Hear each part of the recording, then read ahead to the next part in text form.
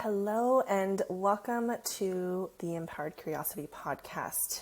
I have no idea what we're going to talk about today, Kirby. I'm just going to put it out there that it's just going to be magical and flowy, and you call yourself your pussy's, fairy godmother. So we will just go with that flow, and I'm sure we'll have so much to share. And I love the places that our work overlaps and intersects, and I think we're going to have some juicy spaces to just jam.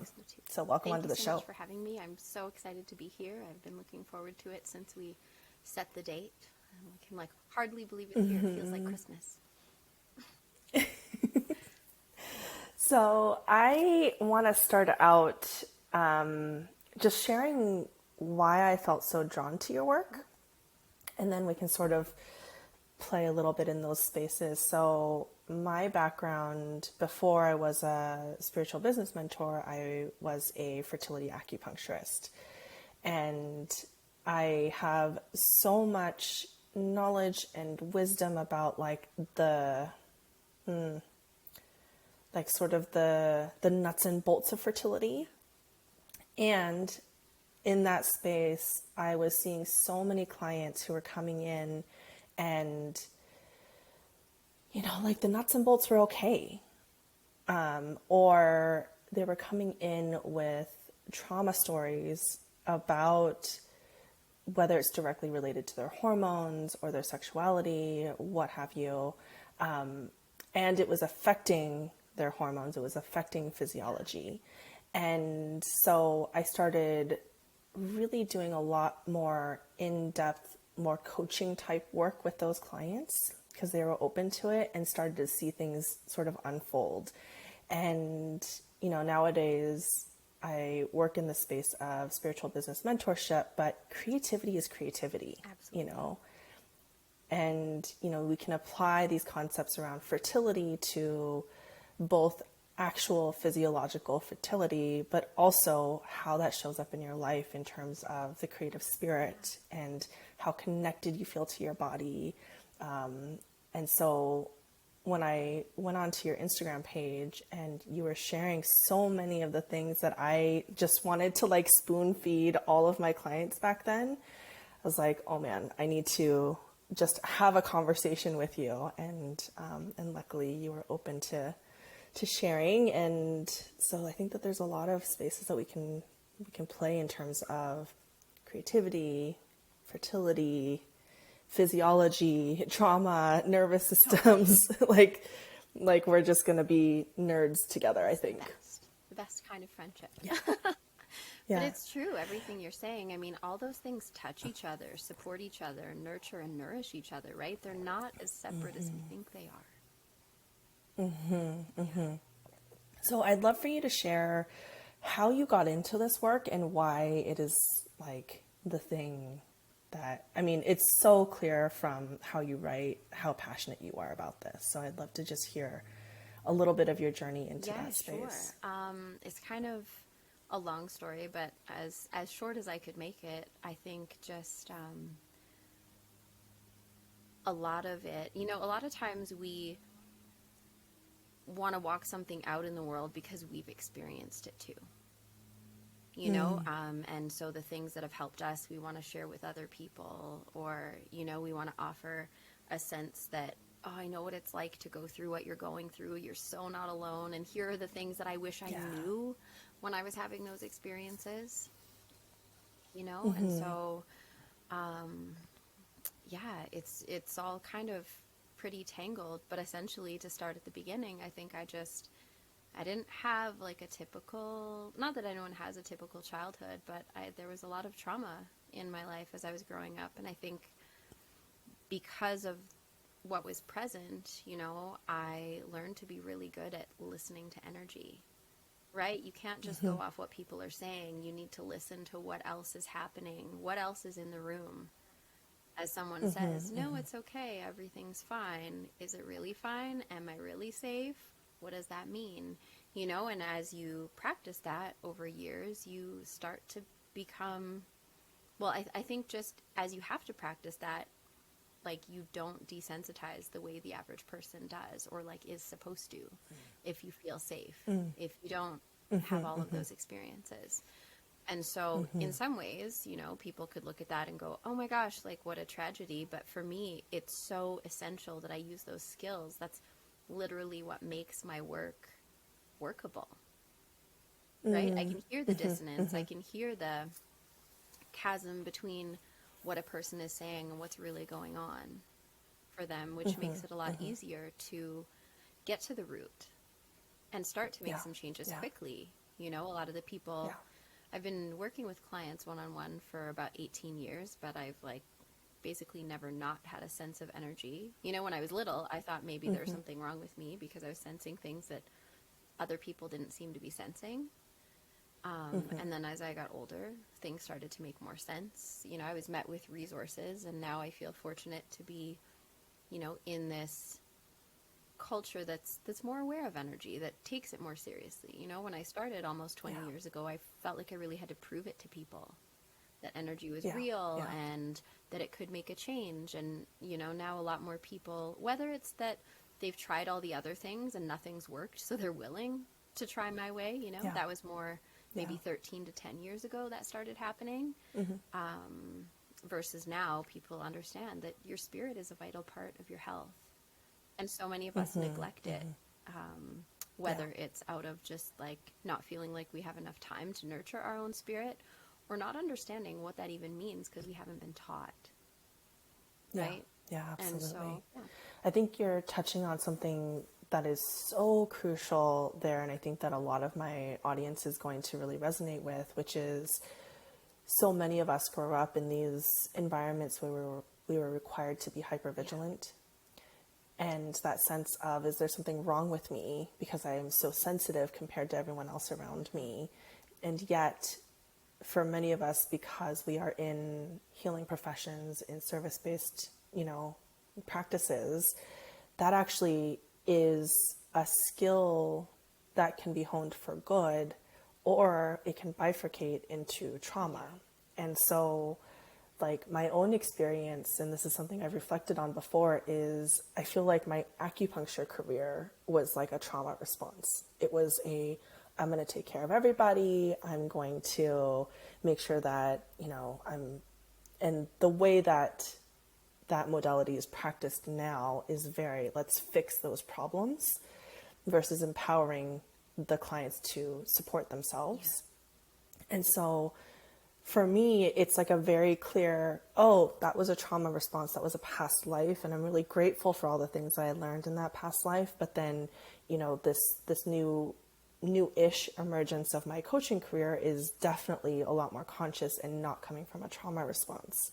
And so I'm curious where you've been able to navigate those spaces between, you know, your work being potentially a trauma response versus your work being a really conscious place where you're utilizing your skills in a way that is not, that's actually breaking the patterns that you learned when you were younger, but still retaining that skill set. totally. You are like everything you said, I'm like, yes. So for those of you who are just listening to the podcast and you're not seeing that happening, you can go to YouTube and see my face. I was like, yes, that's exactly it. Yeah, because so much of it did come out of recognizing that my family, and like myself and my family, we had such a hard time. And so a lot of this work was born out of that reflexive rescue action, right? Just wanting to save. I really thought that I could save the world and that I was tasked with saving the world or something like that, you know, when I was younger. I was like, this is what I'm here to do, you know? And I've realized as time goes on, like when I say certain things, there's like a bit of a contraction, because I'll often say I don't actually really believe in bad or good. And I don't exactly, but like my human has an opinion about that. You know, my human's like, I don't freaking like this. I don't know if I'm allowed to swear on here, but I have a foul mouth. No, go for it. You know, I don't like this, or this is wrong for me right now. But in the grand scheme of things, there's also just, these are things that happen, and it's not necessarily bad or good. It's just like gathering information. And so Yes. certainly, you know, abuse and different things that happen in people's histories, in my own history, like, yes, that's fucked up. I'm like not bypassing that or glossing over it. I'm just saying, and alongside of that, for me to walk myself out of that state so I don't remain tethered to that thing, I had to learn to tune into my body and let her guide me out. It wasn't really a process of, like, I didn't know what I was doing. I was just trying to feel better.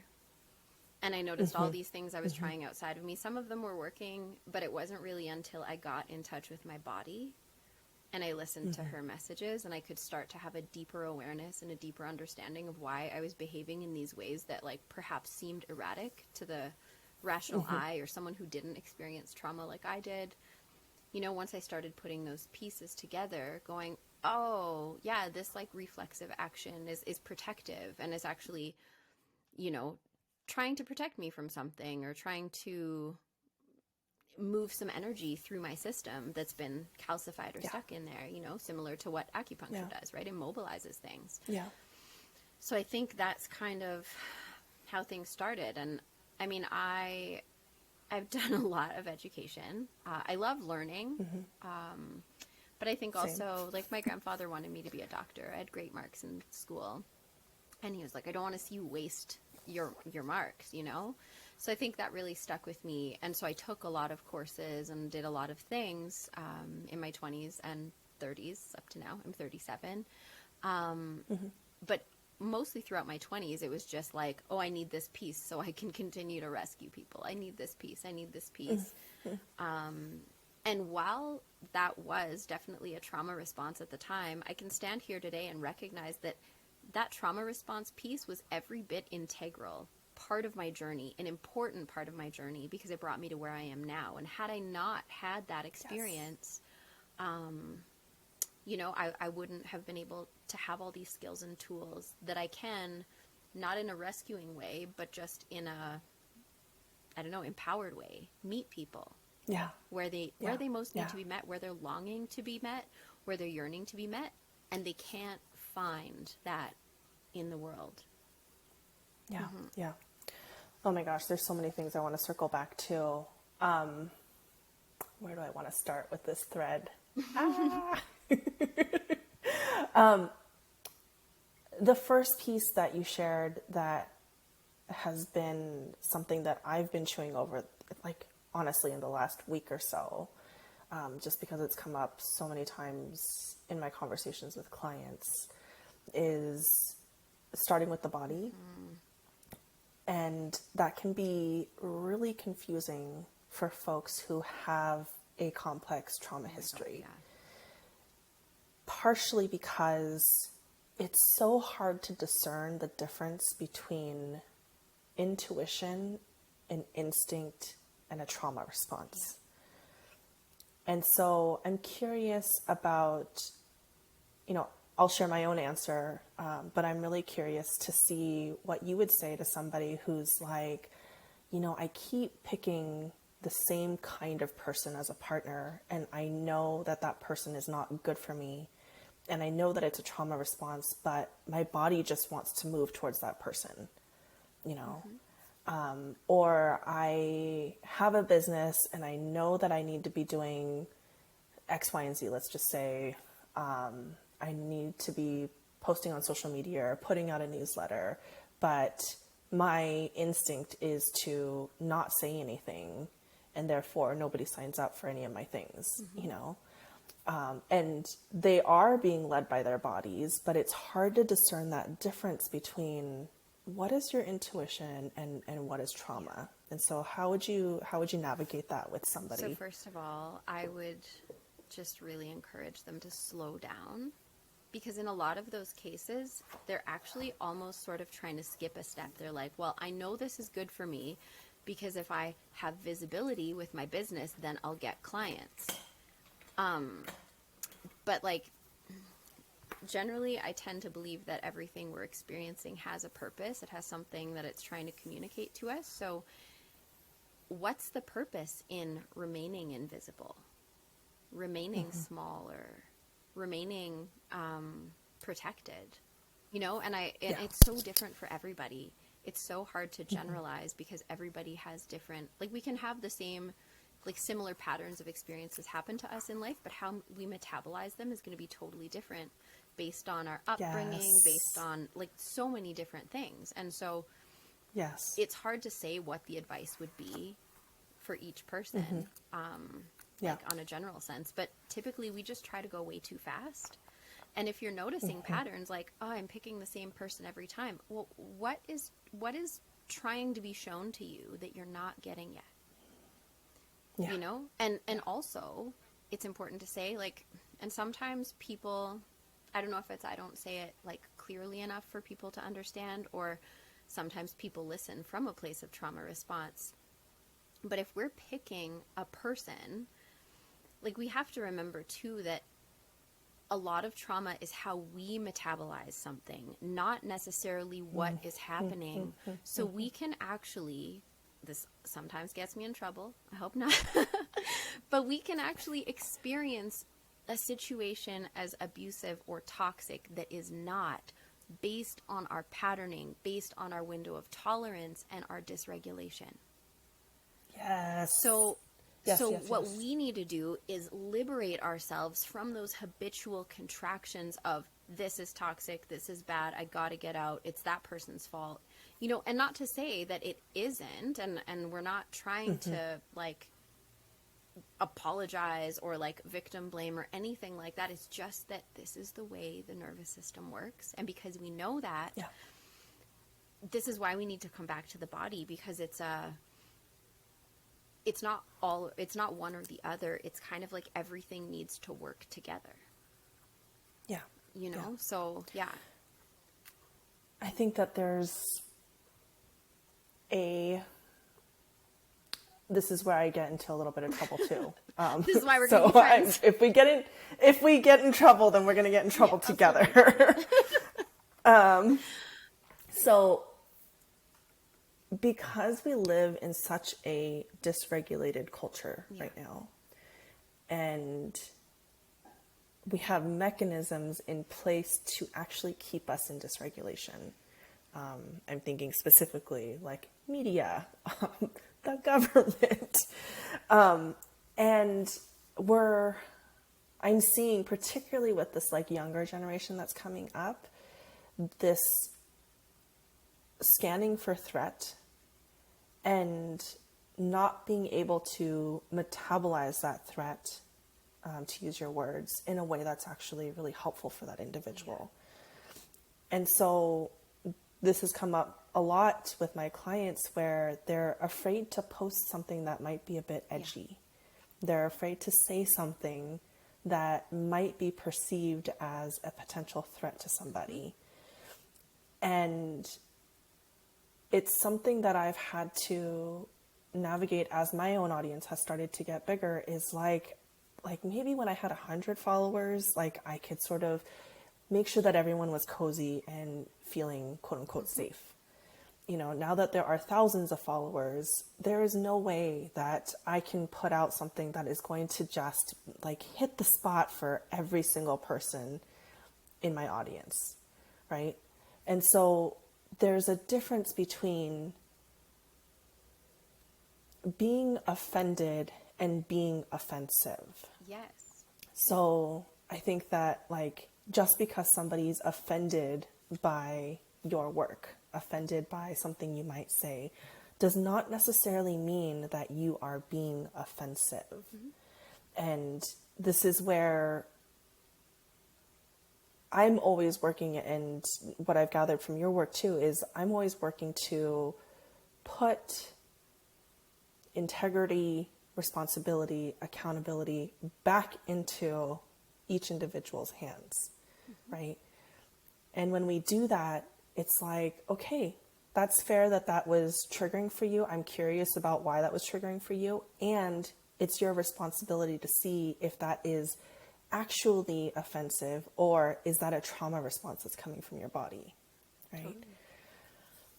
And I agree with you that it is really, really hard to generalize. And so it's like, yeah, if we go back to that original sort of example of I'm scared to post something on social media, for me, the slowness is something that is absolutely needed in everyone's journeys, just because we are such a quick paced sort of culture that's like we're always on the go, we're always being pushed to make a decision or create an action before we're ready to. But when I think about the times in which intuition has led me versus trauma has led me, there's less story with intuition. Often. Like, And the other thing too is that, like, I think it's as you come back to the body and as you nurture and nourish your spirit, you start to recognize that there is a thread that guides you and that guides other people. I think a lot of people assume that, oh, once I'm healed, I'll never feel bad again. Once I'm regulated, I'll never feel bad again. That is a fucking fairy tale. Okay, I'm sorry to pop the balloon. Honestly, this is why I got into this work. I was like, if I just heal myself of my past, I will just sail off into the sunset, happily ever after. That is a bullshit lie that Disney fed me. There is, like, I experience so much joy. I am very, very fortunate to do this work for a living that feels deeply meaningful. And I just, every day, I'm like, holy shit, I can't believe I get to do this. You know, and I remember working desk jobs and being like, why the fuck am I here? What am I doing? You know, but I also think there's this masterful thing that happens, and so much of it is, how do we internalize it? How do we metabolize it? Masterful teachers don't always just spoon feed their little baby students. Sometimes masterful teachers send you into a trauma response so you can look at that and go, what the fuck? That was inside me? Now, that's not really my style and flavor of teaching, because my nervous system finds that really abrupt, and that doesn't really resonate with me that much.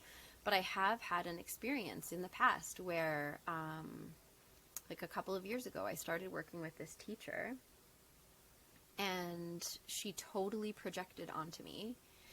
And at the time, I knew that she was projecting onto me, but I was too meek to say anything. And then I totally went into a spiral of second guessing myself. Like, is there something here that I'm not picking up on? My body was like, no, like, this bitch is out to lunch. But, you know, but I was like, I was so rattled. And I went, like, dissociated a little bit. And I was like, oh my God, I don't think I can work with this teacher because she's so, she was just so intense and kind of like just sharp, you know? And I was like, oh, this is totally a projection. This is hitting her pain wound. And so then I stopped working with her. But then I looked back, maybe last year sometime, and was like, oh shit, that actually was such a transformative moment for me, because that was one of the things that started me, like, speaking up for myself a lot more and going, man, you know, I need to have my back. And this teacher talks a lot about having her back, having people's backs, you know, and part of what attracted me to her was her ferocity, because I was like, I don't have that, and I need that. I feel like I need that. And so when I stand here and I look at that now, I'm like, holy shit, that moment transformed me in such a brilliant way. And I don't know if it could have transformed me in any other way other than actually bringing up my trauma around that, and then having me go through the experience and distance myself from her and learn some things and go, holy shit, that was actually brilliant. And to be honest, I don't even know that she knows the brilliance of that moment. We just both showed up to the moment, and life moved through us in the way that moved us both toward healing. You know, she probably also needs to look at that projection piece and go, holy shit, this piece is still alive in me. And, you know, and from what I see, it does seem like that's probably happening for her. She's brilliant. She's masterful. And so, we don't, sometimes those triggers, like, we're not here to tiptoe around our triggers. Our triggers are here to show us what needs our love and attention. That being said, you can be perpetually triggered and feel like you're in a tsunami and you're going to drown. We don't want to do that either. We want to find the sweet spot. But social media makes it really hard. Yeah. Yeah. And I think the thing that I want to reflect back there is that your choice in metabolizing that moment, because that was a fork in the road for you, because you have every right to say that was triggering, that teacher needed to take more accountability, she needed to do her own work so that she doesn't project onto other people. Yes, all that is true. And instead of stepping into the victim mindset of, I've been wronged, there's something here that I can't control and everything is out of my own control, you stepped more into the space of, actually, there's something here that I need to continue looking at. And that's her work. This is my work. And it's not my responsibility to do her work. It'd be great if that experience helped spark something for her as well. But that is not where you needed to go in that moment. Well, that's kind of like, that would be me overstepping, because that would be me making assumptions and trying to play God in her scenario. That's not for me to do. I can only know my experience. She might not actually have any work to do. She might be so on the ball. She's just masterfully triggering me and I have no idea. I have no clue. I'm not in her experience, so I don't know what that's like for her. All I know is how it unfolded a flower inside of me, and it could have been a flower, or it could have been a rolled up piece of garbage, and I'm happy it bloomed into something that that's useful. Yeah. And it's something that I think is not talked about enough in service-based work. And I'm hearing you embody it in such a really beautiful way, which is, I actually think that the most important part of our jobs is to learn how to navigate our own triggers, navigate our own dysregulation, whether that's as a business owner or as a practitioner, because, there are going to be times when your clients trigger you. Like, that is a given. And in those moments of trigger, can you still hold a space of safety for that client? Can you still read their energy and be like, okay, so they need to be pushed in this way, or they need to be held in this way, and take a moment to be able to detach your own story from that situation and be able to provide that support in a way that feels good and healthy for them. For sure. And this is where I think that we've all been fed this. Again, here's another myth that we're going to bust, is like, if we just collect all these skill sets, if I just download all these different business strategies, then my business is going to take off. If I just take that certification program, then I'm going to be the best, blah, blah, blah coach ever. And yes, all those things are important. I am also a complete nerd, especially when it comes to nervous system stuff. Anything Gabor Mate puts out, even if it's not a certification, I'm taking it. I think when we're able to navigate our own nervous systems, we're able to flow more with the instinct part, whether that is with our business or as a space holder. And that's ultimately what we're trying to do. It's not about the modality. It's something that I say all the time, is safety is the modality. I don't really care what the skill set is, as long as you're helping people access safety for themselves so that they can make their own empowered choices. And that ultimately stems from your own ability to step into your own sense of safety. Yeah, and safety is just one part of it too, because not everybody needs safety. Some people need mobilization, right? Safety doesn't mobilize. Safety calms and soothes. And there are some people who are too calmed and soothed and need a dragon or a jaguar or a tiger or something, Safety is important, but it's not universal. Not everybody needs that. This is why we have to meet each person where they're at and sort of, just, and be in tune with our own self, because so much of that guidance is an inner resource. Absolutely. So much of what I've learned so many different things, but I feel like a lot of the most useful things have just come from working with bodies, with people. The things that I've noticed, the patterns I've seen, the similarities and differences, and a lot of that comes from just my own process. like you said. And I think like when we chatted for a minute the other day there, like you can only go as fast as the slowest part of you. And when you are in relationship, so whether that's a marriage, I was talking to someone about that this morning, because, you know, like when you're in a marriage, you are like karmically entangled now, and you can't just do all this work and leave your partner in the dust. You're going to experience resistance and friction unless you know how to navigate that. That doesn't mean you can't grow or expand beyond your wildest dreams. You can. It's just that, we have to learn how to do that either in the container or exit the container. And, and so same with like a therapist-client relationship, or, you know, acupuncturist and client, or however you want to work it.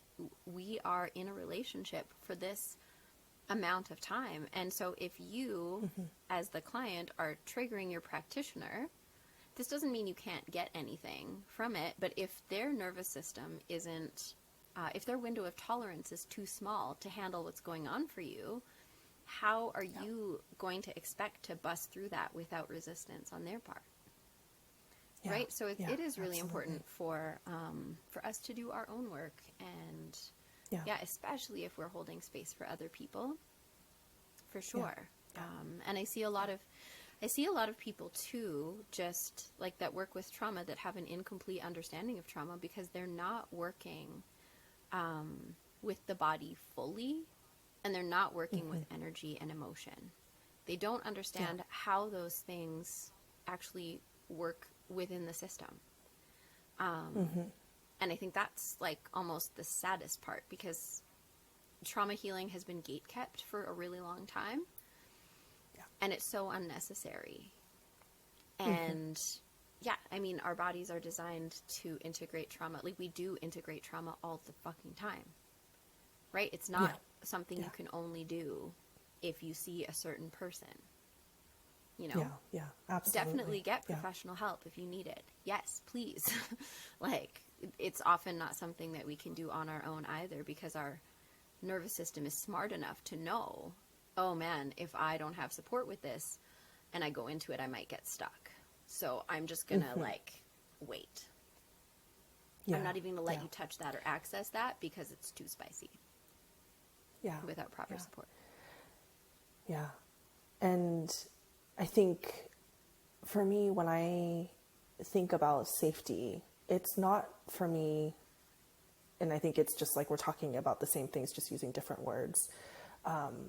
It's not just about a calm response, because I've seen that actually work to the detriment of bodies and energies. Like, I'm thinking specifically of I do a lot of work with horses as well. And I went and observed my horse trainer work with her horse. And it is this like spitfire of a horse. Like, she's had massive, massive trauma in her life. And she's just like this crazy, amazing, like dragon of a pony. And, she was telling me that her previous owner used to do like EFT tapping on this horse when she would go out of like basically do horse things, which is like kicking and bucking and running and doing things. Like, we all want these animals to keep us safe. And so to keep ourselves safe, we have to try to calm the animal down. And she used to do this like EFT tapping, which would calm her down. But this animal needed to express, like this animal needed to move. It needed to feel safe enough to move and be told like, it's okay for you to move your body. Right. And yet when we allow that animal to just do her own thing, she has the potential to hurt herself. I think about this with my clients too. And so our role as practitioners is to hold that safe space so that we can witness and observe that body, do all the things that it needs to express. Because in this case, this horse was like, I have all this trauma, I need to get it out of my body.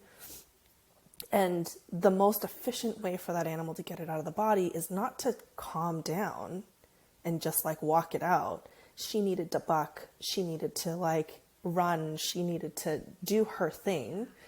And I see this with my clients too. I see this when I kind of think of it as like they're testing the waters, because a lot of people come with a lot of trauma and they've shared their trauma with people who don't have the capacity to hold it. And so there's a vulnerability, but also a real feeling of lack of safety in sharing their story, of like sharing these parts that are like, ooh, so, as you say, spicy, so sticky, particularly when it comes to, I'm thinking of grief and anger specifically.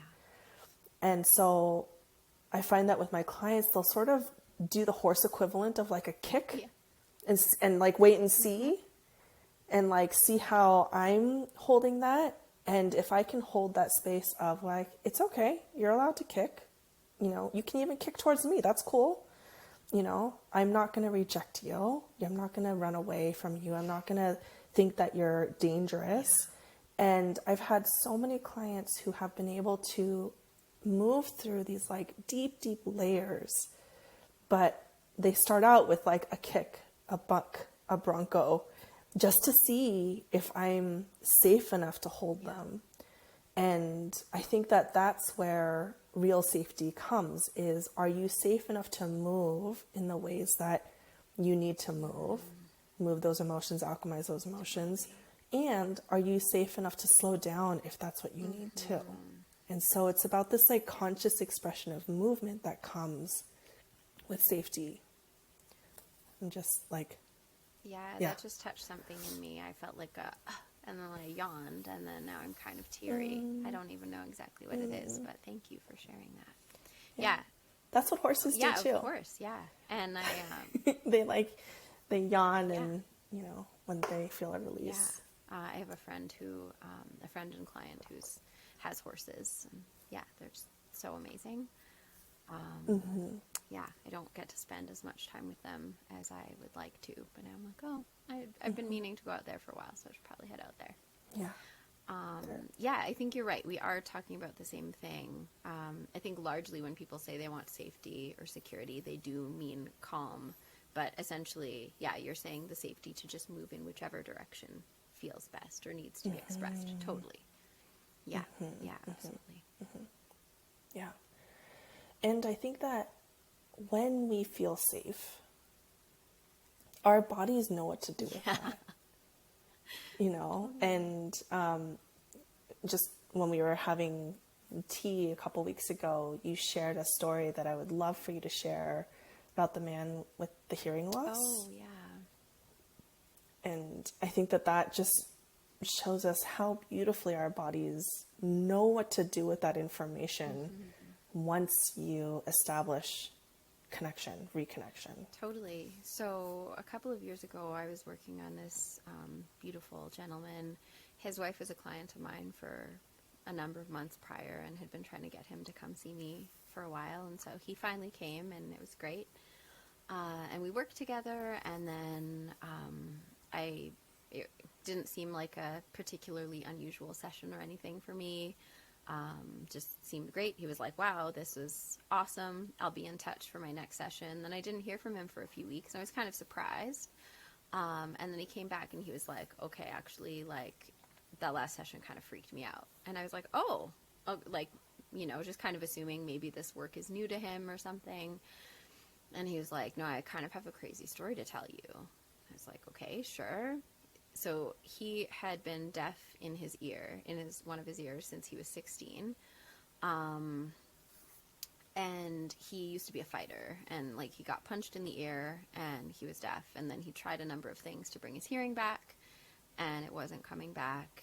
And so I didn't really, I wasn't working on his ear at the time. I was working through some other things.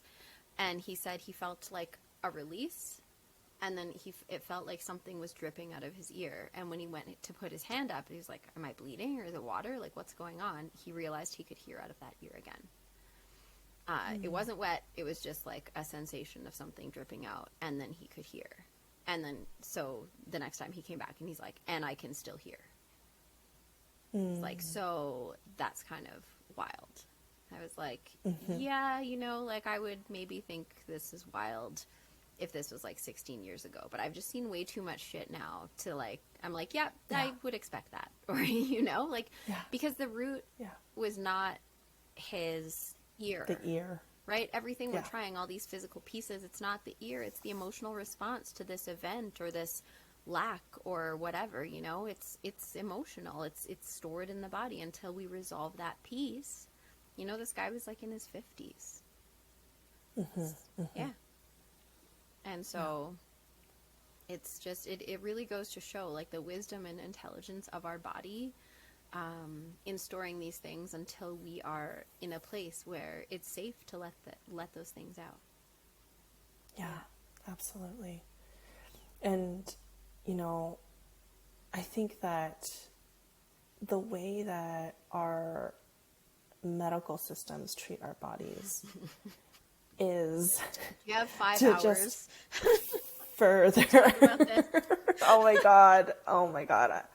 The horror stories that I can share from my last career. But like, I mean, the overarching theme is let's break your body up into little pieces. Let's fracture you from your body. Let's put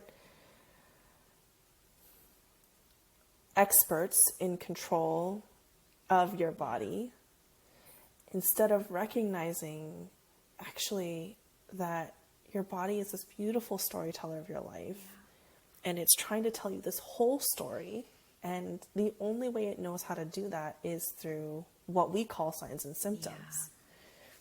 And so when we start listening to the body in the ways that, you know, you listen to the body and hold space for the body, we have no idea what's going to come out of that. Totally. You know, it's not like you were saying, like, it's not like you were working on the ear specifically.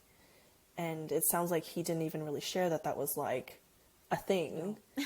Not at and all. It was just his body being like, oh, I can actually finally let go of this story. And as he let go of the story, the symptom resolved, right? And I think that when it comes to our businesses, our practices, and I want to circle this back into your womb work because I think that this is such a beautiful place to enter this work. We go in trying to fix the strategy. We go in trying to fix the menstrual cycle. We go in trying to resolve pain. And instead, if we can hold space and be like, okay, so why is that pain there? You know, and ask these deeper questions that are more connecting and actually puts the power back into the client's hands rather than into another specialist's hands. And we realize that actually the wisdom is stored in the body, and there's a reason that it is expressing in this way. Like, there's so much that comes out of that. And I think that that's where true creative expression happens. And so I'm curious about if we can interweave either a story or just your philosophy around working with the womb specifically and with the pussy specifically, and why that is such a potent space for that work to happen. Absolutely. I think that I'm really passionate about working in those spaces because I feel like those are the spaces that women get clouded first, and that women most need to be clear to hear that body voice, that body wisdom, that guidance, right? And I noticed, I think I shared this with you last time we chatted, maybe like 10 years ago, you know, we always think of like, well, when we're dealing with trauma, there's a mental aspect, there's a body aspect, right? We have to engage the somatic aspect. We kind of like know that now. Most people know that. But what I don't hear talked about a lot is that there's a third place, and it happens in men and women, but predominantly, like, I work with men and women, and I see this happen more with women than with men. There's like a corresponding place in the pelvis. The pelvis is kind of like a map of the whole thing. And so if we start with the mental aspect, then we need to engage the somatic aspect. We do our tracking, we do our movement, etc. If we start with the mental, then we have to go looking in the body, right? The body doesn't often, it can, but it doesn't often resolve on its own, that piece. If we start with the somatic aspect, often the mental aspect comes along with. But then we usually still have to go looking in the pelvis. There will still be a hiccup in there for whatever reason. If we start with the pelvis, I find like most of the time the somatic, like the body aspect and the mental aspect resolve on their own. And I don't know why, if it's just like the pelvis is the root. So you're going to the root, like we always say, you know, it's a cliche saying, go to the root or whatever. But like literally that could be why. I'm not totally sure. I only know that it does work. And so for a number of years, I spent time trying to teach women how to de-armor, you know, like use a crystal wand or their hands where they could reach, or have a partner. You know, I like would teach their partners what to look for and how to release like adhesions or knots or tension in the vaginal canal, in the pelvic floor. And then I just realized, like I just had kind of assumed, oh, this is a sensitive area. People would probably prefer to do it for themselves. What I forgot, or maybe wasn't aware of at the time, is that that can be really confronting. That can actually be harder to do it yourself, especially where trauma is concerned, than to have someone you trust walk through it with you.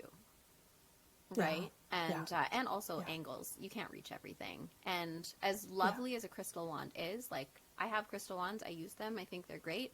They are not a fucking substitute for hand and the presence of another human being with you. You know, and that feedback. And not to mention, we all have blind spots. We all have stuff. Like I don't, like, yes, I definitely think resourcing power, like having a practitioner reflect back to a client their own power and their own agency is super important. At the same time, our brains are wired for connection and relationship for a reason, and there are things that we can only get to in relationship.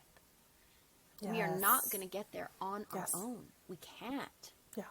So these practitioner relationships are necessary.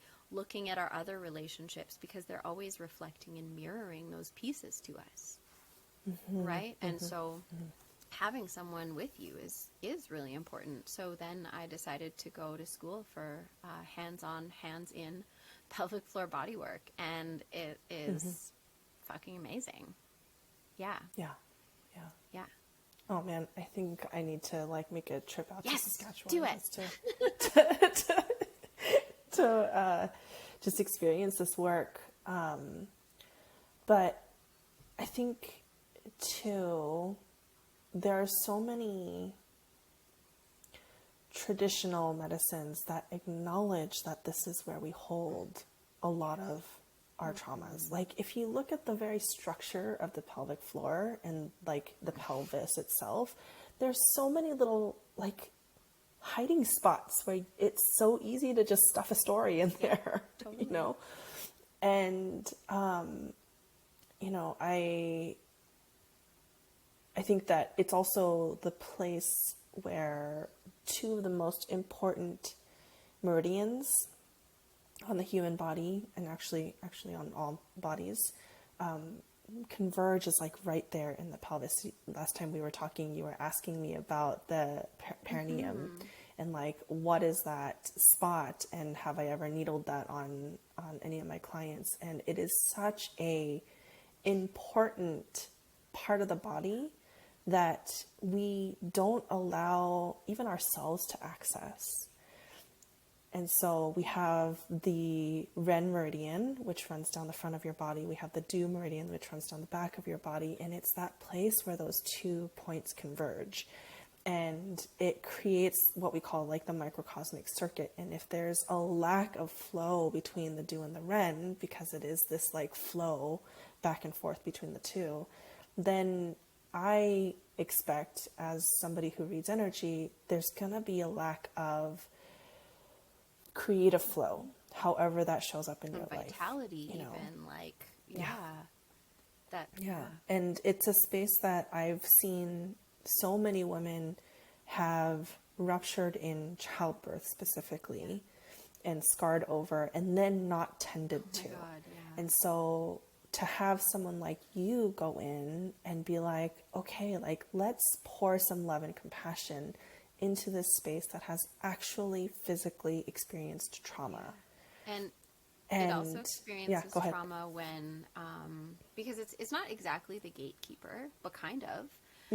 And so every time we have sex that we don't want to have, every time we have mediocre sex and we don't speak up for ourselves about what we would prefer or like better, it stops being spongy and bouncy and it starts being hard and calcified and behaving like a scar, even if there's no scar there, even if it's like, you know, obviously if you're in childbirth and you get a tear, you can understand it's not as flexible until you work on it, you know, but you can remediate scars. Lots of people don't know that. You absolutely can heal that area. You can remediate the scar.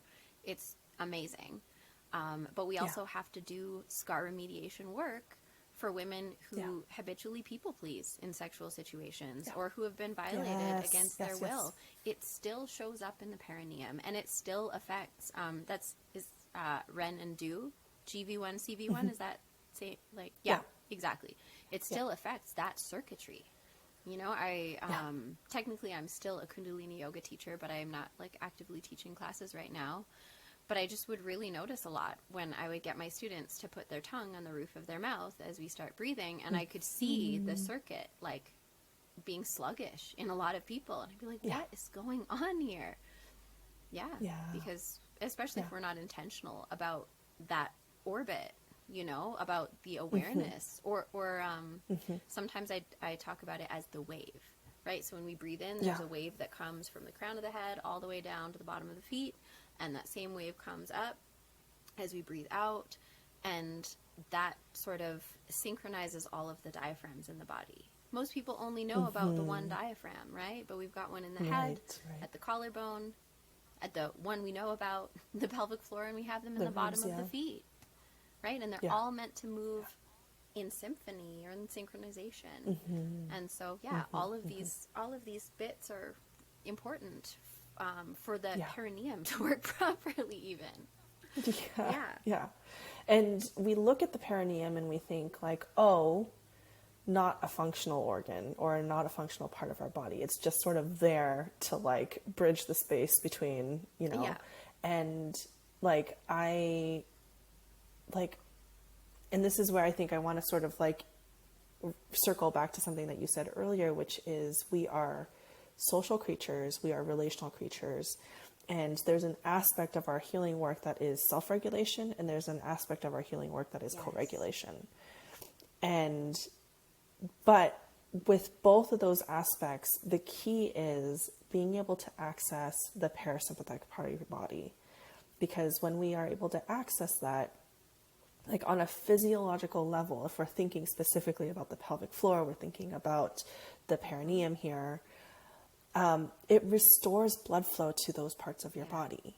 You know, when we're in a sympathetic mode all the time, and this is something that I saw as a fertility acupuncturist, I was working in Vancouver, like crazy long hours of work, these women, on the go all the time, living in a city where there's just noise all the time. And so your body, like, it can't help but be in a sympathetic mode, right? It's actually physiologically important for it to be in a sympathetic mode if that's what your lifestyle is like. And when we're in a sympathetic state, then a lot of blood flow goes up to the brain, to the extremities, to the heart and lungs, and it restricts blood flow to the pelvic floor, to the womb, to the perineum. And so, you know, it's not like, to me, it's like such a superficial thing to say, like, oh, if you're trying to get pregnant, just reduce stress.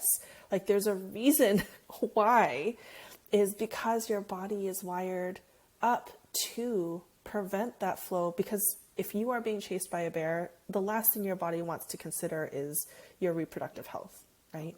And so if you are working 60 hours a week, the last thing that your body wants to consider is reproductive health. And so if we want to restore physiological creativity in the body, I always think about, okay, so how can we restore blood flow to this very crucial part of your body? And I think that that extends beyond into energetic creation as well. You know, if we're in a parasympathetic state, then we can see nuance. Yes. We can see the gray space. We can see like, oh, there's a different option. There's a different flow here. Slow down because versus we when have time. In sympathetic, you don't have yes. time. It's this or this now. You Yeah. know? And I think yeah. exactly right there is like that binary split, this or that, you know, us versus them, Totally. And that's you what know, we option A or yeah. option B. And I think you like hit the nail right on the head. And also we have to talk about our phones and social media because I like technology does a lot of amazing stuff for us, but it also causes us to be in the sympathetic more often. We're getting totally stimulated. Like when we lay down, what's the first thing most of us do? We grab our phone, go for a little leisurely scroll. Your body's at rest, but your nervous system is not at rest. There's light. Yes. There's all these different things, you know, happening to stimulate us. And so Yeah. we're not getting the downtime or the down regulation that we need. We're staying stimulated. Yeah. So at a Yeah. time where we think we're getting rest, we're not getting the rest that we actually need. And our brain is so smart, goes, well, you know, I've noticed you haven't been using your parasympathetic response during the day very much. So why don't we just like, I'll just put that on the back burner. Yeah. So then we notice like an increase in like mental health difficulties and inability to relax and increased stress and all these different things because we're constantly interrupted by these. And they're designed to be addictive. Yeah. They're designed to make us want to go for them all the time. And it's really to our neural detriment. Yeah. And to me, it's like, that's like, this is like the epitome of anxiety, right? Is when you've got one foot on the gas and one foot on the brakes. And what you just described, like, I'm going to go for a leisurely stroll on social media, is your body is in a brake situation, but your nervous system is in a gas situation. You're spinning your and tires. So, exactly. And it takes gas to spin your tires, as far as I know. So, yeah. And essentially, your body is doing exactly what is appropriate. Like, it's not like your body is broken or wrong for having anxiety. It's like we're putting it in a situation where the only option is for it to spin its tires, right? Yeah, and we're just not really talking about that enough, you know, because people make a lot of money off of certain things, you know, they make a lot of money off people being addicted to their phones and separate from themselves and disconnected from their body's wisdom, you know. I talk to my kids a lot about, like, there's a reason that when we all pay attention, usually we go on our phones because we think it's going to be a fun time. And sometimes it is. We watch funny cat videos or whatever, you know. But a lot of times we scroll and then we feel worse after. We're like, oh, we didn't get the payoff we wanted. Whereas when we go for a walk or we go skating or cross-country skiing or, you know, anything outside, it's winter here right now. But when we make the time to do that, like, I talk to them a lot about how happy I get. You know, I might experience a little bit of resistance at first, like, oh, I'm a little bit tired. I don't know if I want to go and put all my winter clothes on and go outside. Every time I do, I'm so happy within like 10 minutes. I'm just like, why don't I do this? Well, I do it all the time, but you know, like, just thinking about that, like, why do I think I can go to my phone for that level of satisfaction? I don't get it in the same way. It's not as it doesn't reach inside me the same way. So I'm always like, go outside. Yeah. And it's like, to me, like, there's a distinction between those two activities, because scrolling on social media, and, you know, I say this with so much love and compassion because, you know, my business is built on social media. So, like, again, lots of Oh, good things that have come from yes. social media, and I love the And we community met on on my. social media. So thank you, social Yeah, media. totally. This is what I mean. Like, not to shit on it, but Yeah, just to be yeah, aware. yeah. And like when we go to social media looking for, and again, this is where I think that nuance is needed, looking for that quick hit of dopamine, it's not going to be as fulfilling as you putting on all your winter clothes and getting your snowshoes on and going for a walk in the woods, and it's because there's a healthy level of striving that is required for us to gain a deeper sense of satisfaction. And actually, like, our relationship is a really good example of this. Is it's not just about scrolling and being like, oh cool, like I'm gonna get that quick little sugar hit from social media, but like I had to be vulnerable and be like, hey, do you want to be my friend? Like, there's like a healthy Yeah, striving, right? totally. And so when we start looking at even the things that bring us like these quick dopamine hits and start looking for opportunities for healthy striving and ways to build in deeper connections, I think that it is possible to bring a healthy mirror to even these things that again, it's never a black and white No, situation. never. And even as you were saying that, I was like, oh, I can imagine someone being like, well, what if someone's confined to a bed and they can't go for a walk? And social media is all that's available to them. Like, we're probably not talking about those people, And also, if you know someone like that, please go spend real in-person time with them because they Yes. need that, you know? And so, like, make their life better by, like, real human interaction. Um, that isn't dependent on a screen or whatever.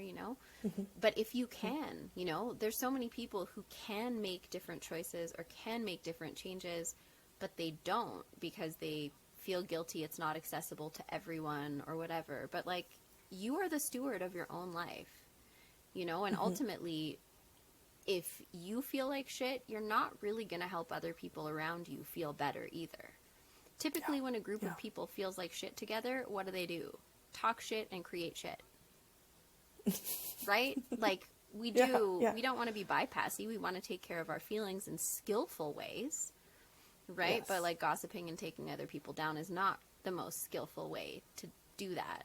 Nor does it heal those feelings or process them. It actually just like No. creates kind of more of a cesspool. So, yeah, Yeah. when we have ways that we can invest in to do that healthy striving, and yeah, our we do benefit from it most of the time.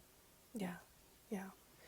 And I think that there are opportunities in every situation, even if you are somebody who's confined to your bed and the only source of entertainment that you see within your four walls is social media.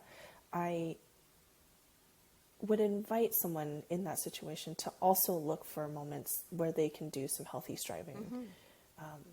And that is, obviously going to look really different, but that's okay. This is why we don't generalize Exactly. advice, It's individual for sure. and yeah, exactly. So, Beautiful. yeah. Just trying to think of where to. Is there anything that you feel like you are like dying to say out in the world? Only like everything at every moment, but that's why I have an Instagram platform. Yeah, honestly, I just think there are so many things that we misunderstand. But again, it's not always something we can generalize, right? I think that, yeah, the world really often does misunderstand trauma, misunderstand many things. A lot of the stuff I see online, and also, I mean, that's potentially just like a fringe community, but because you see it often and because certain people are loud, it seems like it's happening a lot. But yeah, there's just so many people who are just so reactive and really wanting to blame other people. And Yeah. as much as I feel how do I say this? It's interesting because a lot of those people post memes like, be the person your friend feels safe with, or, like really wanting to create a lot of safety. But at the same time, those people are like potentially creating trauma for other people. Yeah. Right? And so I just wish everyone had the capacity to slow down. And when we're on social media, sometimes it doesn't feel like we have the ability to slow down or step away, but we do. We can shut our phone off and just put it down and do some breathing, or call a friend, or go to therapy. But yeah, I just if I could see something, if I could wish for something, it would just be that, people would just slow down, create space. I know tons of people who are like, I don't have the capacity to slow down. I'm like, dude, you spend 8 hours on social media a day. Like, you're constantly on social media. So you actually do have the capacity. You just need to shut your phone off and go outside.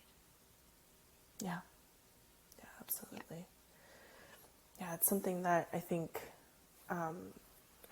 you haven't shared any specifics about what's happened in your relationship to social media, but I've certainly been the brunt of people trying to call out, cancel, say harmful things.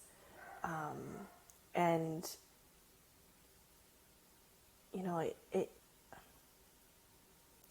you're right in that, like, if I reflect back on those experiences, they have mostly come from people who are advocating for safety, and actually people who are wanting to see a different culture when it comes to our ability to access mental health and, access healing for ourselves. But to me, call out culture specifically is not the way we get there. It's important to identify problems, but it is,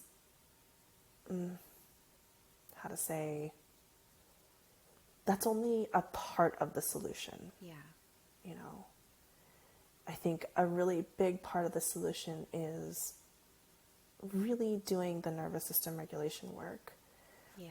Really understanding where you might be getting tripped up or being triggered, where there was possibly a misunderstanding, instead of an offensive thing being said. Totally.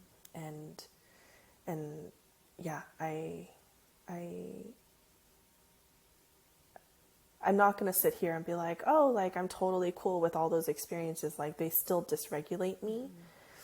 And, similar to what you were sharing earlier about your teacher, like, it's still a learning opportunity for me to continue to hone in and see where I need to do some deeper work in the places that I get triggered. Totally. Yeah, and a lot of that is subconscious work, right? And so a lot of it isn't necessarily work you're going to do consciously that you can see, right? And so that's a big part of it, is having access to someone who can walk through our subconscious with us.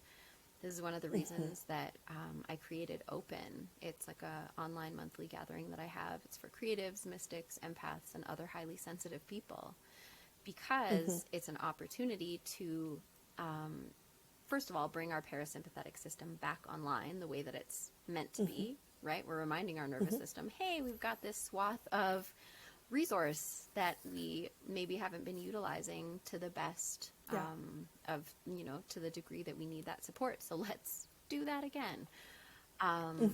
But also, I think just giving that space for processing through the subconscious mind, because we need to remember our conscious mind is like 10% of our experience. The driver of our life is our subconscious mind and the collective unconscious. So, let's not be so hard on ourselves when we are struggling with things, because it's not always as easy as what we can see. The world will always reflect back to us the contents of our subconscious mind. Yeah.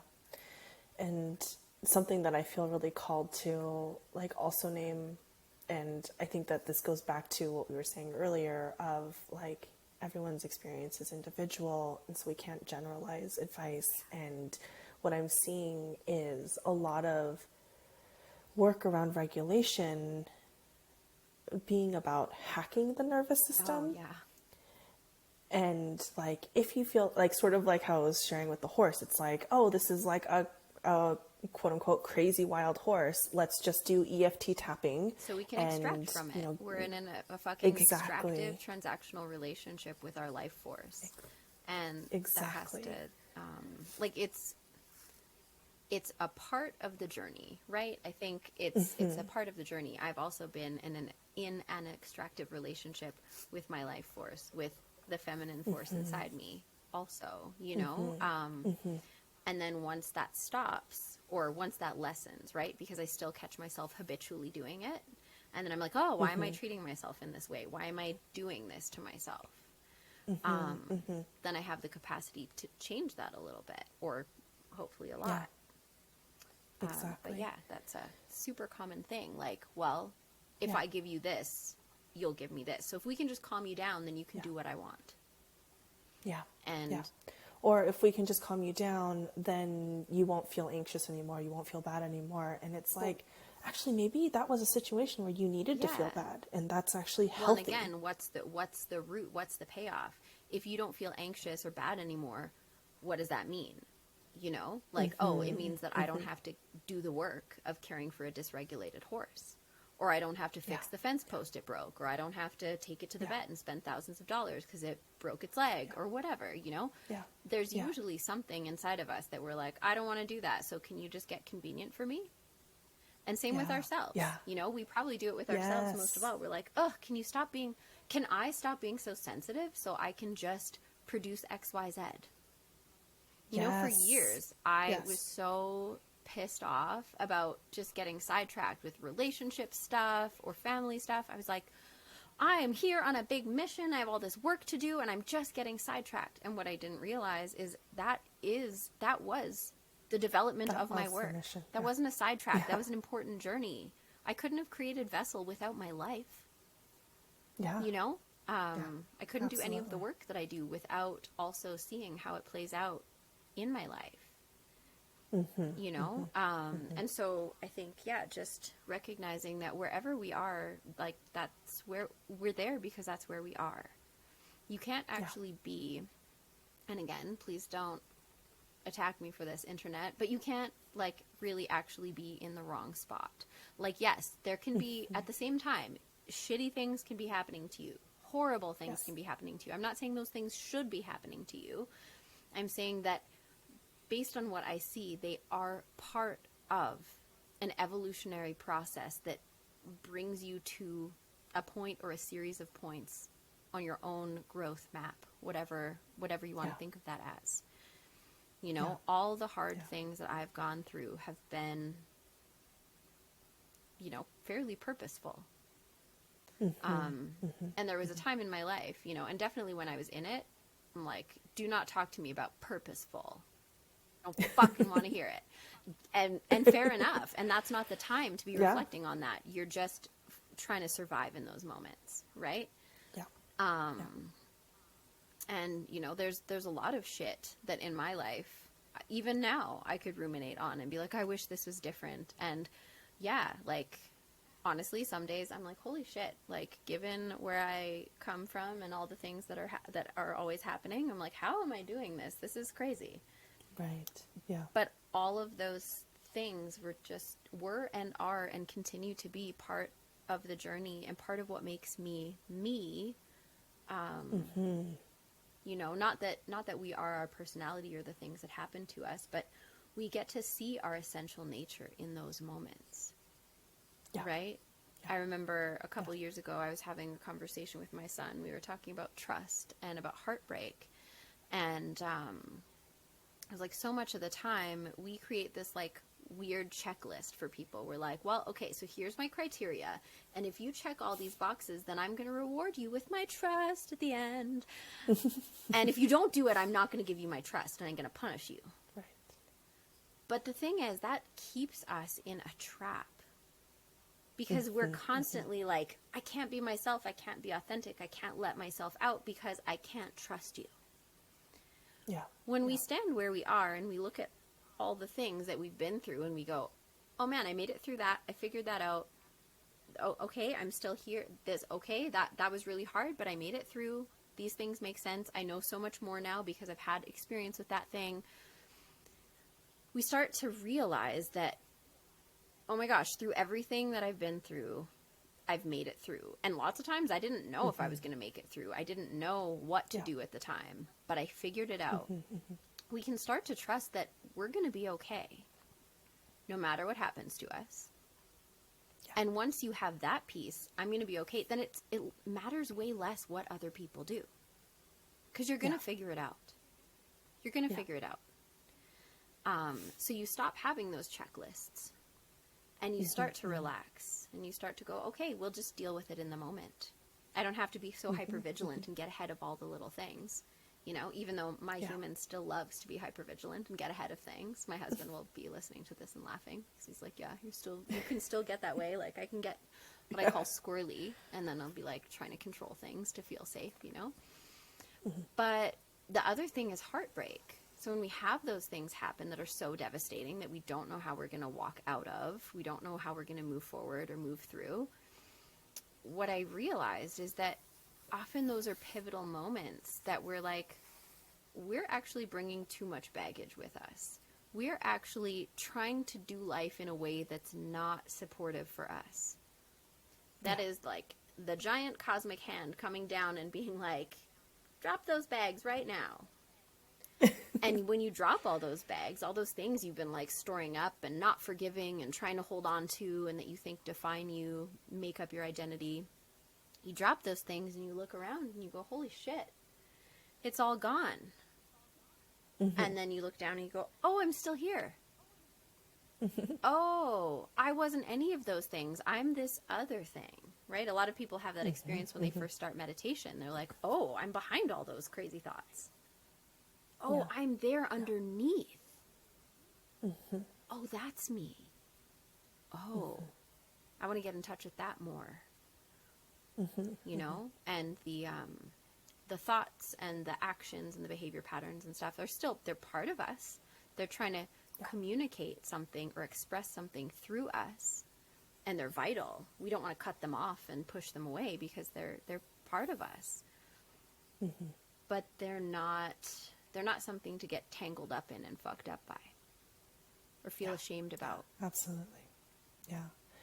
And it's something that I know that I can personally attest to, which is like once you start releasing the conditions on yourself and on your own life, you stop holding other people and, you know, the world to an arbitrary set of conditions.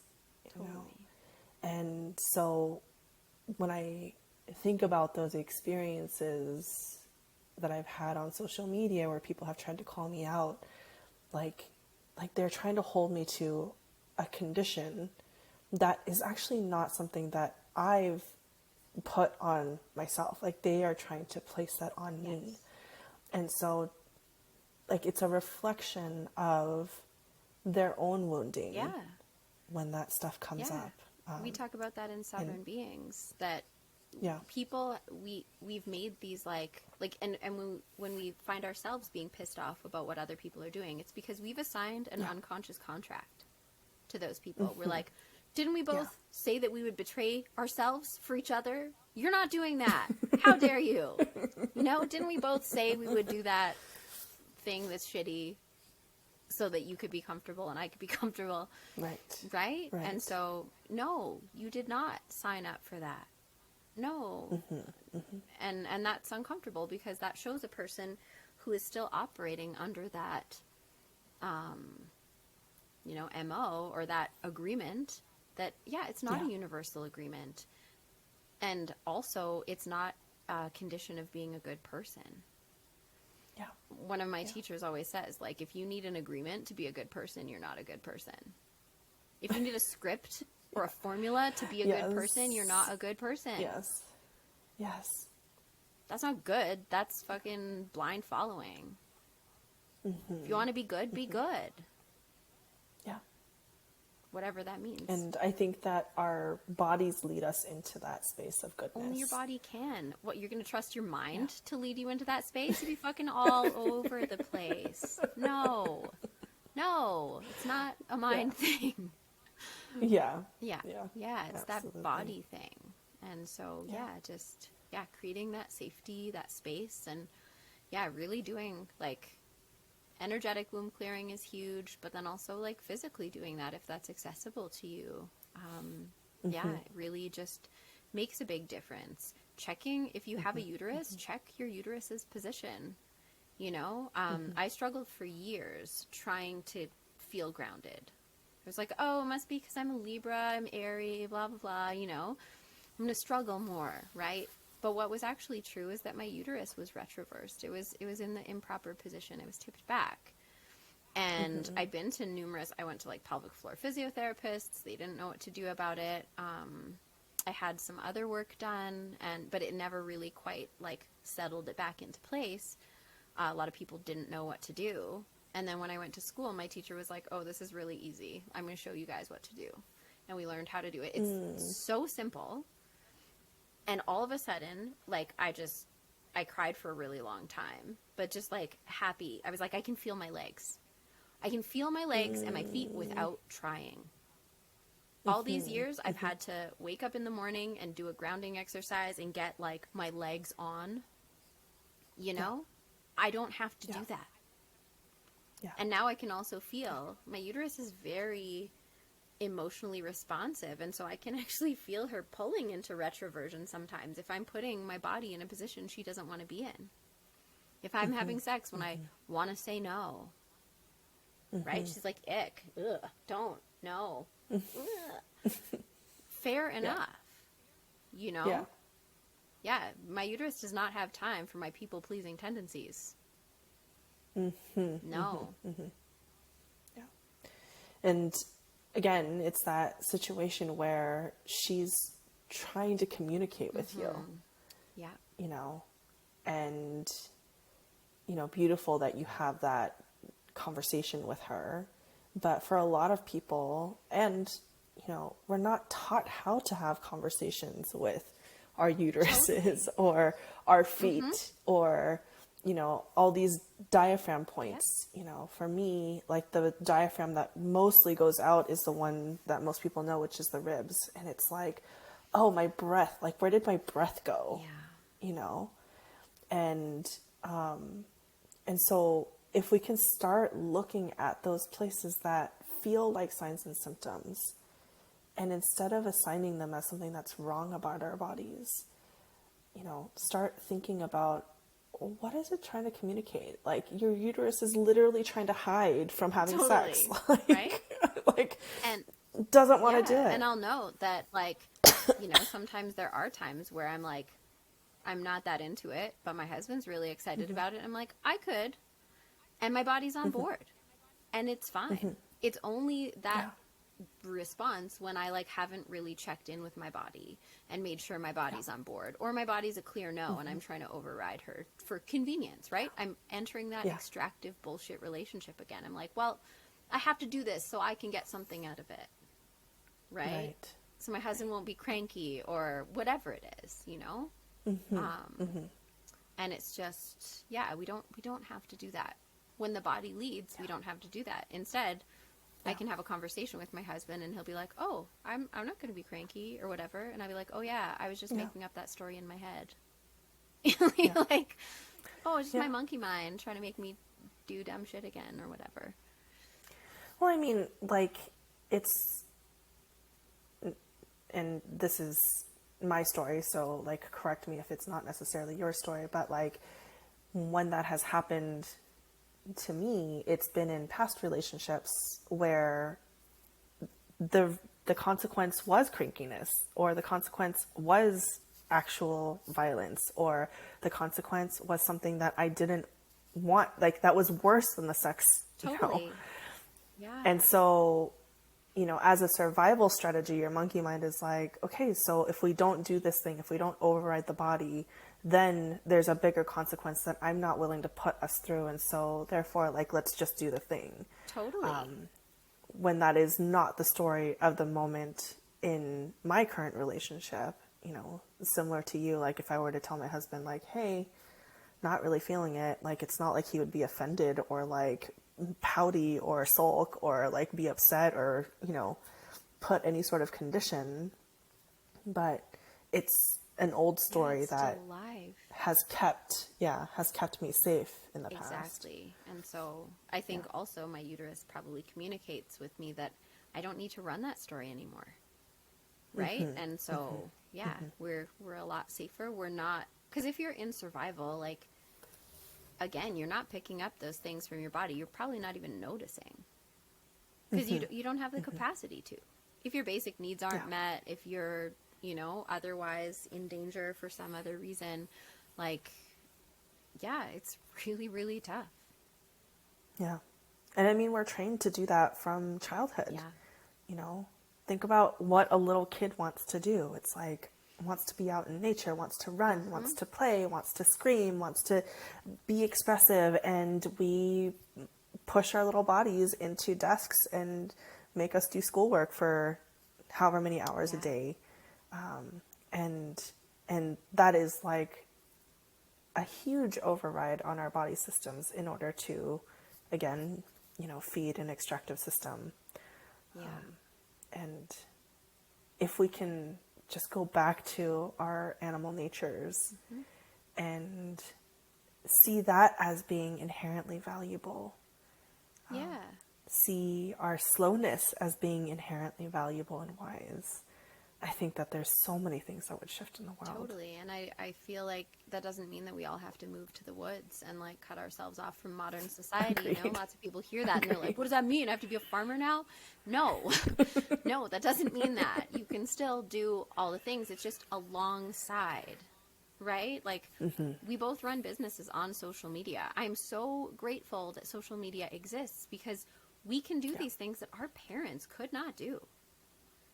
It's amazing. It's like mind blowing to my family. They're like, how you run a business online? What is that? Like, what? You know, I do in-person work as well, obviously. I'm not doing pelvic work on Zoom through the screen or whatever. But, you know, it's just interesting that, like having a love-hate relationship or just acknowledging the difficulties, right? So I know for me to interact in this modern society that allows me to do the work that I'm doing, that allows me to get my work out to all the people that need it, right? Because there's so many different things that I do and so many access points for people who have no money, for people who have more money. Like there's a lot of ways to work with me in the world. But for those people to know about it, I need to use that tool. That doesn't mean I have to be beholden to that tool, right? I can have boundaries around that tool. And for myself as much as anyone else, right? Like I used to just get so squirrely around launch time because I would just feel like I'm constantly on my phone, fielding questions, all these different things. And now I'm just like, if I have to convince you, I don't want to. Like, you'll know if it's the right thing for you. And not to say, like, I do answer questions, but I'm not going to spend an hour trying to, I just don't. Convince. I don't need to. I don't have the capacity to. If it's the right thing for you, you'll know, and you can ask me a couple of questions. But I don't need to be wound up for an hour, and then not have that time with my family or actually working. And so we just kind of have to notice those things. Right? Sometimes I feel shitty when I use social media, so I'm going to have boundaries around it. If I want to go on, maybe I'm only going to watch funny cat videos for 10 minutes. Right? That's it. I'm not going to do anything. I'm going to curate my experience, and then I'm going to go for a walk. Yeah, you don't have to go live in the woods. You don't have to be off grid, unless that's your thing. I would like to live in the woods someday, probably, but right now I have 5 kids, and living in the city is like the easiest thing for them. And so I'll just be a baba who lives on a boat or in the woods somewhere or something, You can just come visit me in my Yes. woods. Oh my gosh, I can't. Yeah. Yeah. Well, my dear, I would love for you to share with our people how we can find you, what are the containers that you are currently sharing, and just make it easy for folks to connect with you. Absolutely. So I do a lot of stuff through Instagram. I find that to be the easiest medium. I can cross post to Facebook. So if you don't have Instagram, but you have Facebook, you can find me there too. But I'm at Kirby Criddle. I'm sure that you'll have that somewhere people can click on. All the show notes of will course. be, And then, but I do also have a booking link so that you can like book in for one-on-one sessions. So I do a variety of things. I do holistic pelvic care, so hands-on, in-person pelvic work that includes trauma integration, energy clearing, and harmonization, as well as the internal work and the body work, as well as I do one-on-one sessions called Luminous, and they're essentially an energy repatterning and trauma integration work piece, as well as some coaching. And I do life coaching and relationship coaching. I have a 6-week emotional intelligence container that I run called Sovereign Beings, and that just basically makes interpretation and metabolization of our emotions easier because, we don't get taught about them. We don't understand the full spectrum. And I hear a lot of people saying, oh, I wish I could just get rid of fear. I wish I could get rid of anger, just never be angry again. But the truth of the matter is that our fear and our anger do really valuable things for us. Those frequencies, like we would die if we didn't have them. And so we can start to appreciate and we can shift our judgment and disapproval of those emotional states when we go through this container and learn things we didn't know about them, the vital aspects. How we've been misunderstanding and misjudging them. And I also have a 6-month container for women called Vessel. And that Vessel is for the care, protection, and maintenance of your feminine range in a world built for men. AKA how to not let the world fuck up your light. So Vessel just started, and we're in week 2. We're actually doing week 2 of Sovereign Beings tonight, because when you join Vessel, you get Sovereign Beings, because, when we're in a container like that, it brings up our stuff. And so, of course, Sovereign Beings helps you to be with your triggers, right? Because our triggers always produce an emotional response. So it's like, well, fuck, what do we do with that now? Well, this is how we be skillful with those things. And then there's monthly Open. So Open is breathwork and yoga nidra, which is like guided meditation on steroids. It's just really, really amazing for repatterning subconscious, integrating trauma, and just creating space, that like slow down that we all seem to be really craving nowadays. I also do Naked Cake, which is a nude women's trauma integration circle, and that is a traveling circus. So if you'd like it to come to your community, please send me a message, because I take it all over the place. So far it's been mainly Western Canada, BC, Alberta, and Saskatchewan, but I wanna take it everywhere. So awesome. Love it. So many ways to connect with you. And so many more I didn't mention, but we'll be here all day if I tell you all of them. So just look me up, send me a message. Let's be friends. Sweet. Alrighty. Well, thank you so much for spending time with me today, for sharing conversation with me, and I will definitely put all those links in your show notes for this episode, and please come back. Yes, for sure. I would love to. And please come visit me and get some pelvic work. Yes. Wonderful.